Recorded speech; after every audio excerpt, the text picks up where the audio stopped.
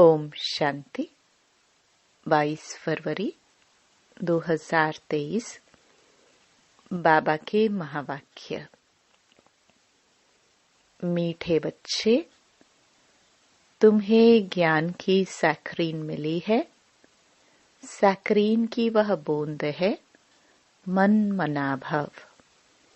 यही खुराक सबको खिलाते रहो। प्रश्न, सच्ची सच्ची खुश खैराफत कौन सी है? तुम्हें सबकी कौन सी रूहानी खातरी करनी है?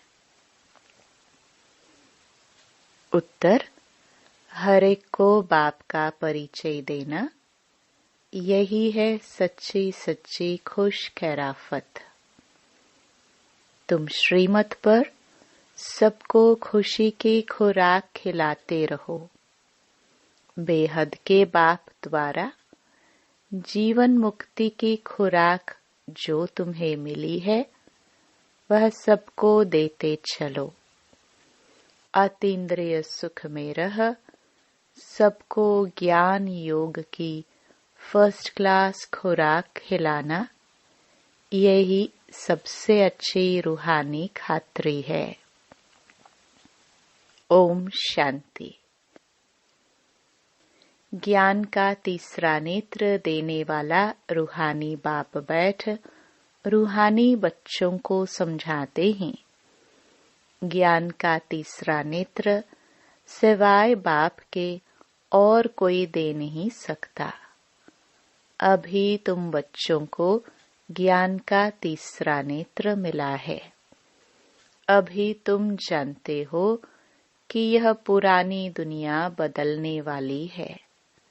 बेचारे मनुष्य नहीं जानते कि कौन बदलाने वाला है और कैसे बदलाते हैं, क्योंकि उन्हों को ज्ञान का तीसरा नेत्र ही नहीं है। तुम बच्चों को अभी ज्ञान का तीसरा नेत्र मिला है, जिससे तुम सृष्टि के आदि मध्य अंत को जान गए हो। यह है ज्ञान की सैकरीन। सैकरीन का एक बूंद भी कितना मीठा होता है। ज्ञान का भी एक ही अक्षर है मन मना भव। सभी से कितना मीठा है। अपने को आत्मा समझ और बाप को याद करो। बाप शांति धाम और सुख धाम का रास्ता बता रहे हैं। बाबा आए हैं बच्चों को स्वर्ग का वर्षा देने। तो बच्चों को कितनी खुशी रहनी चाहिए। कहते भी हैं खुशी जैसी खुराक नहीं। जो सदैव खुशी मौज में रहते हैं उनके लिए वह जैसे खुराक होती है। 21 जन्म मौज में रहने की यह जबरदस्त खुराक है। यह खुराक सदैव एक दो को खिलाते रहो। एक दो की जबरदस्त खातरी यह करनी है। ऐसी खातरी और कोई मनुष्य की कर न सके। तुम बच्चे श्रीमत पर सभी की रूहानी खातरी करते हो। सच्ची सच्ची खुश खैराफत भी यह है किसको बाप का परिचय देना। मीठे बच्चे जानते हैं बेहद के बाप द्वारा हमको जीवन मुक्ति की खुराक मिलती है। सतयुग में भारत जीवन मुक्त था, पावन था। बाप बहुत बड़ी ऊंची खुराक देते हैं। तब तो गायन है, अतीन्द्रिय सुख पूछना हो तो गोप गोपियों से पूछो। यह ज्ञान और योग की कितना फर्स्ट क्लास वंडरफुल खुराक है। और यह खुराक एक ही रूहानी सर्जन के पास है और किसको यह खुराक का मालूम ही नहीं है। बाप कहते हैं, मीठे बच्चों, तुम्हारे लिए तेरी हथेली पर सौगात ले आया हूँ। मुक्ति, जीवन मुक्ति की यह सौगात मेरे पास ही रहती है। कल्प कल्प मैं ही आकर तुमको देता हूँ। फिर रावण छीन लेता है। तो अभी तुम बच्चों को कितनी खुशी का पारा चढ़ा रहना चाहिए। तुम जानते हो, हमारा एक ही बाप, टीचर और सच्चा सच्चा सतगुरु है जो हमको साथ ले जाते हैं। मोस्ट बेलवड बाप से विश्व की बादशाही मिलती है। यह कम बात है क्या? तो सदैव हर्षित रहना चाहिए। Godly student life is the best. यह अभी का ही गायन है ना। फिर नई दुनिया में भी तुम सदैव खुशियां मनाते रहेंगे। दुनिया नहीं जानती कि सच्ची सच्ची खुशियां कब मनाई जाएगी। मनुष्यों को तो सत्युग का ज्ञान ही नहीं है, तो यहाँ ही मनाते रहते हैं। परंतु इस पुरानी तमो प्रधान दुनिया में खुशी कहाँ से आई? यहाँ तो त्राही त्राही करते रहते हैं। कितना दुख की दुनिया है। बाप तुम बच्चों को कितना सहज रास्ता बताते हैं। गृहस्थ व्यवहार में रहते कमल फूल समान रहो। धंधा धोरी आदि करते भी मुझे याद करते रहो। जैसे आशिक और माशुक होते हैं, वह तो एक दो को याद करते रहते हैं। वह उनका आशिक, वह उनका माशुक होता है। यहाँ ये बात नहीं है। यहाँ तो तुम सभी एक माशुक के जन्म जन्मांतर से आशिक हो रहते हो। बाप कभी तुम्हारा आशिक नहीं बनता। तुम उस माशुक से मिलने के लिए याद करते आए हो। जब दुख जास्ती होता है तो जास्ती सुमिरन करते हैं। गायन भी है, दुख में सुमिरन सब करे, सुख में करे न कोई। इस समय बाप भी सर्वशक्तिवान है, तो दिन प्रतिदिन माया भी सर्वशक्तिवान तमो प्रधान होती जाती है। इसलिए अब बाप कहते हैं, मीठे बच्चे देही अभिमानी बनो। अपने को आत्मा समझ मुझ बाप को याद करो और साथ साथ दैवी गुण भी धारण करो। तुम ऐसे लक्ष्मी नारायण बन जाएंगे। इस पढ़ाई में मुख्य बात है ही याद की।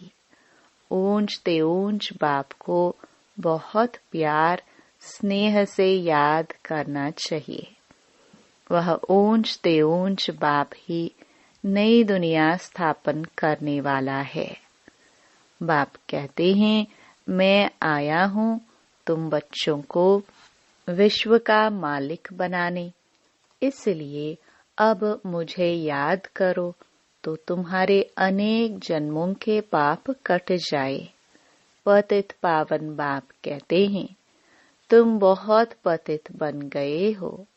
इसलिए अब तुम मुझे याद करो तो तुम पावन बन और पावन दुनिया का मालिक बन जाएंगे।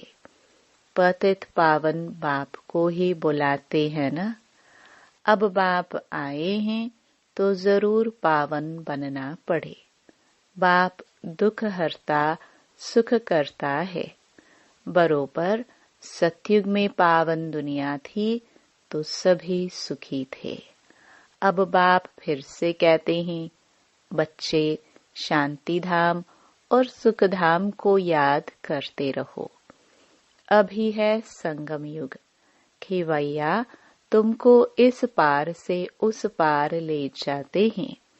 नैया कोई एक नहीं, सारी दुनिया जैसे एक बड़ा जहाज है, उनको पार ले जाते हैं। तुम मीठे बच्चों को कितनी खुशियाँ होनी चाहिए। तुम्हारे लिए तो सदैव खुशी ही खुशी है। बेहद का बाप हमको पढ़ा रहे हैं। वाह, यह तो कब न सुना न पढ़ा। भगवान वाच, मैं तुम रूहानी बच्चों को राजयोग सिखा रहा हूँ, तो पूरी रीति सीखना चाहिए, धारण करनी चाहिए, पूरी रीति पढ़ना चाहिए। पढ़ाई में नंबरवार तो सदैव होते ही हैं। अपने को देखना चाहिए, मैं उत्तम हूँ, मध्यम हूँ व कनिष्ठ हूँ। बाप कहते हैं, अपने को देखो, मैं ऊंच पद पाने के लायक हूँ, रूहानी सर्विस करता हूँ। क्योंकि बाप कहते हैं, बच्चे सर्विसेबल बनो, फॉलो करो। मैं आया ही हूँ सर्विस करने के लिए, रोज सर्विस करता हूँ। इसलिए ही तो यह रथ लिया है। इनका रथ बीमार पड़ जाता है तो भी मैं इनमें बैठ मुरली लिखता हूँ। मुख से तो बोल नहीं सकते, तो मैं लिख देता हूँ, ताकि बच्चों के लिए मुरली मिस ना हो। तो मैं भी सर्विस पर हूँ ना। यह है रूहानी सर्विस। तुम भी बाप की सर्विस में लग जाओ। On God fatherly service. बाप ही तुमको सारे विश्व का मालिक बनाने आए हैं। जो अच्छा पुरुषार्थ करते हैं उनको महावीर कहा जाता है। देखा जाता है कौन महावीर हैं जो बाबा के डायरेक्शन पर चलते हैं। बाप का फरमान है, अपने को आत्मा समझ, भाई भाई देखो। इस शरीर को भूल जाओ। बाबा भी शरीर को नहीं देखते हैं। बाप कहते हैं, मैं आत्माओं को देखता हूँ। बाकी यह तो ज्ञान है कि आत्मा शरीर बिगर बोल नहीं सकती। मैं भी इस शरीर में आया हूँ, लोन लिया हुआ है। शरीर के साथ ही आत्मा पढ़ सकती है। बाप की बैठक यहाँ है। यह है अकाल तख्त। आत्मा अकाल मूर्त है। आत्मा कब छोटी बड़ी नहीं होती है। शरीर छोटा बड़ा होता है। जो भी आत्माएं हैं उन सभी का तख्त यह भ्रुकुटी का बीच है। शरीर तो सभी के भिन्न भिन्न होते हैं। किसको अकाल तख्त पुरुष का है, किसका अकाल तख्त स्त्री का है, किसका अकाल तख्त बच्चे का है। बाप बैठ बच्चों को रूहानी ड्रिल सिखलाते हैं। जब कोई से बात करो तो पहले अपने को आत्मा समझो। हम आत्मा फलाने भाई से बात करते हैं। बाप का पैगाम देते हैं कि शिव बाबा को याद करो। याद से ही जंग उतरनी है। सोने में जब अलॉय पड़ती है तो सोने की वैल्यू ही कम हो जाती है। तुम आत्माओं में भी जंग पड़ने से तुम वैल्यूलेस हो गए हो। अब फिर पावन बनना है। तुम आत्माओं को अब ज्ञान का तीसरा नेत्र मिला है। उस नेत्र से अपने भाइयों को देखो। भाई भाई को देखने से कर्मेंद्रिया कब चंचल नहीं होंगी। राज भोग लेना है, विश्व का मालिक बनना है, तो यह मेहनत करो। भाई भाई समझ सभी को ज्ञान दो, तो फिर यह टेव आदत पक्की हो जाएगी। सच्चे सच्चे ब्रदर्स तुम सभी हो। बाप भी ऊपर से आए हैं, तुम भी आए हो। बाप बच्चों सहित सर्विस कर रहे हैं। सर्विस करने की बाप हिम्मत देते हैं। हिम्मते मर्दा, तो यह प्रैक्टिस करनी है। मैं आत्मा भाई को पढ़ाता हूँ। आत्मा पढ़ती है ना। इसको स्पिरिचुअल नॉलेज कहा जाता है, जो रूहानी बाप से ही मिलती है। संगम पर ही बाप आकर यह नॉलेज देते हैं कि अपने को आत्मा समझो। तुम नंगे आए थे, फिर यहाँ शरीर धारण कर तुमने 84 जन्म पाठ बचाया है। अब फिर वापस चलना है। इसलिए अपने को आत्मा समझ भाई भाई की दृष्टि से देखना है। यह मेहनत करनी है, अपनी मेहनत करनी है। दूसरे में हमारा क्या जाता। चैरिटी बिगिंस एट होम, अर्थात पहले खुद को आत्मा समझ, फिर भाइयों को समझाओ तो अच्छी रीति तीर लगेगा। यह जौहर भरना है। मेहनत करेंगे तब ही ऊंच फल पाएंगे। बाप आए ही हैं फल देने लिए, तो मेहनत करनी पड़े, कुछ सहन भी करना पड़ता है। तुम्हें कोई उल्टी सुल्टी बात बोले तो तुम चुप रहो। तुम चुप रहेंगे तो फिर दूसरा क्या करेगा। ताली 2 हाथ से बजती है। एक ने मुख की ताली बजाई, दूसरा चुप कर दे तो वह आपे ही चुप हो जाएंगे। ताली से ताली बजने से आवाज हो जाता है। बच्चों को 1-2 का कल्याण करना है। बाप समझाते हैं, बच्चे सदैव खुशी में रहने चाहते हो तो मन मना भव। अपने को आत्मा समझ बाप को याद करो। भाइयों, आत्माओं तरफ देखो। भाइयों को भी यह नॉलेज दो। यह टेव पड़ जाने से फिर कभी क्रिमिनल आई धोखा नहीं देगी। ज्ञान के तीसरे नेत्र से तीसरे नेत्र को देखो। बाबा भी तुम्हारी आत्मा को ही देखते हैं। कोशिश यह करनी है सदैव आत्मा को ही देखे, शरीर को देखे ही नहीं। योग कराते हो तो भी अपने को आत्मा समझ भाइयों को देखते रहेंगे तो सर्विस अच्छी होगी। बाबा ने कहा है, भाइयों को समझाओ। भाई सभी बाप से वर्षा लेते हैं। यह रूहानी नॉलेज एक ही बार तुम ब्राह्मण बच्चों को मिलती है। तुम ब्राह्मण हो, फिर देवता बनने वाले हो। इस संगम युग को थोड़े छोड़ेंगे, नहीं तो पार कैसे जाएंगे। कूदेंगे थोड़े। यह वंडरफुल संगम युग है, तो बच्चों को रूहानी यात्रा पर रहने की टेव डालनी है। तुम्हारे ही फायदे की बात है।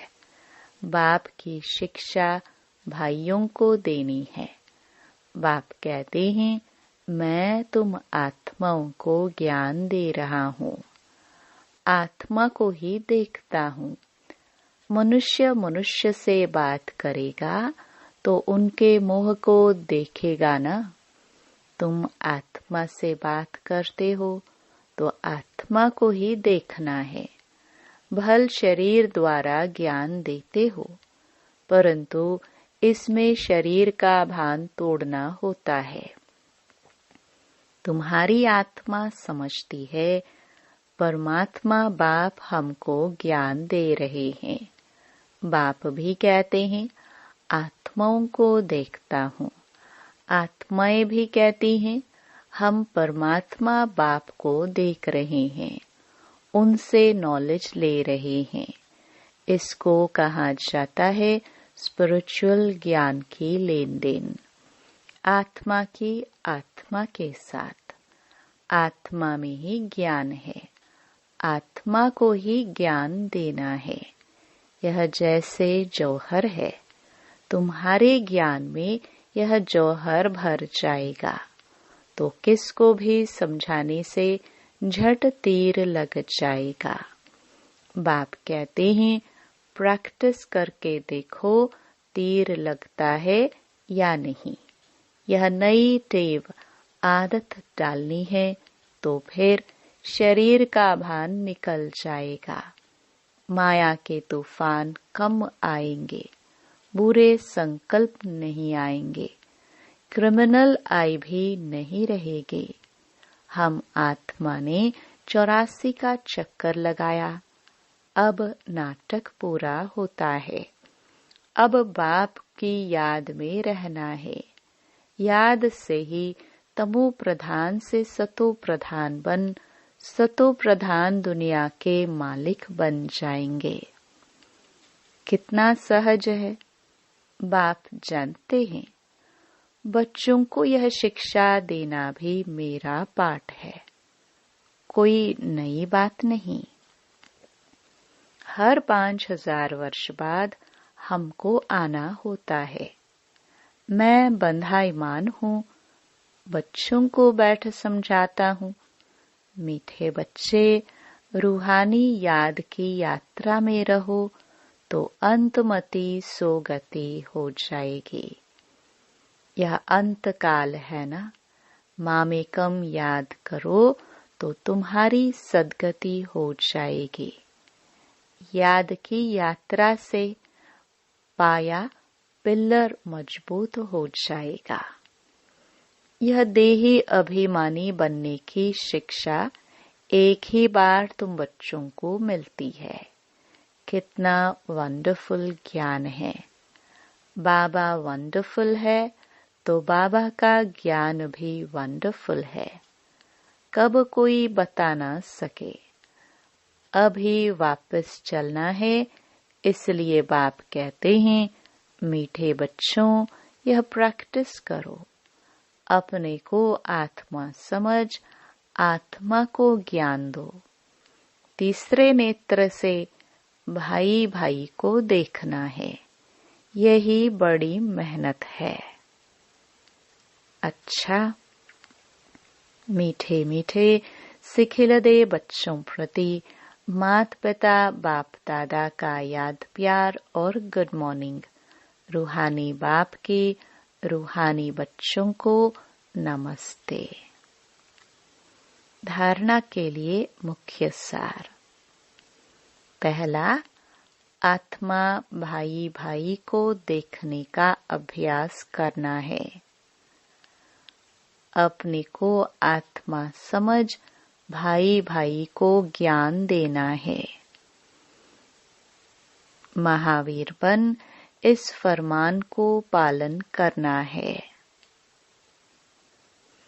दूसरा, तुम्हें कोई उल्टी सुल्टी बात बोले तो तुम चुप रहो। ताली 2 हाथ से बजती है। एक ने मुख की ताली बजाई, दूसरा चुप कर दे तो वह आपे ही चुप हो जाएंगे। वरदान। अमृत वेले के फाउंडेशन द्वारा सारे दिन की दिनचर्या को ठीक रखने वाले सहज पुरुषार्थी भव। जैसे ट्रेन को पटरी पर खड़ा कर देते हैं तो ऑटोमेटिकली रास्ते पर चलती रहती है। ऐसे ही रोज अमृत वेले याद की लकीर पर खड़े हो जाओ। अमृत वेला ठीक है तो सारा दिन ठीक हो जाएगा। अमृत वेले का फाउंडेशन पक्का है तो सारा दिन स्वतः सहयोग मिलता रहेगा और पुरुषार्थ भी सहज हो जाएगा। जो सदा बाप की याद और श्रीमत की लकीर के अंदर रहने वाली, ऐसी सच्ची सीताएं हैं। उनके नस नस में एक राम की स्मृति का आवाज रहता है। स्लोगन। बाबा की मदद को कैच करना है तो बुद्धि को एकाग्र कर लो। ओम शांति।